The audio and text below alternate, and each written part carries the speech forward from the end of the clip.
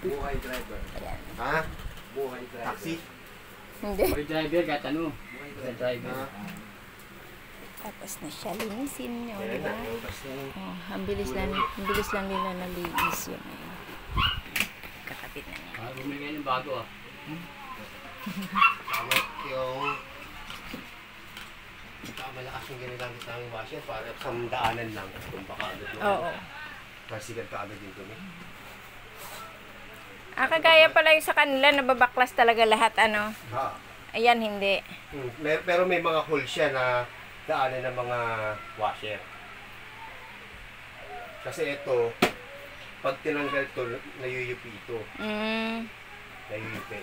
Constant leak yun. Yung sa kanila makaganda na carrier, wala naman silang daanan. Pag bubugahan mo siya ng ganito, wala siyang daanan. Kailangan mo talaga siyang tanggalin. Tanggalin, baklasin talaga isa-isa. Siya naman, meron naman siyang hole, pati dito sa butas, meron din siya. Lahat.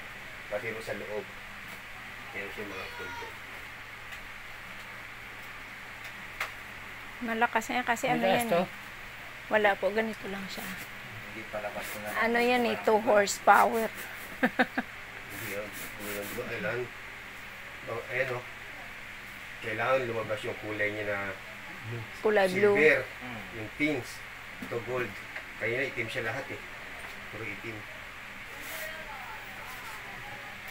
Matagal hindi namin buksan yun. Minsan isang beses, isang buwan.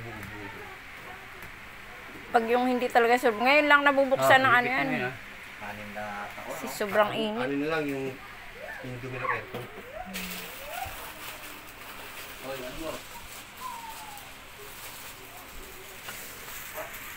Yan yung bugang ngayon ito man. Yan yung hangin niya. Nakakahinga niya ano eh. Evaporator. Saka parang ano, ugong din pagbarado niya, no?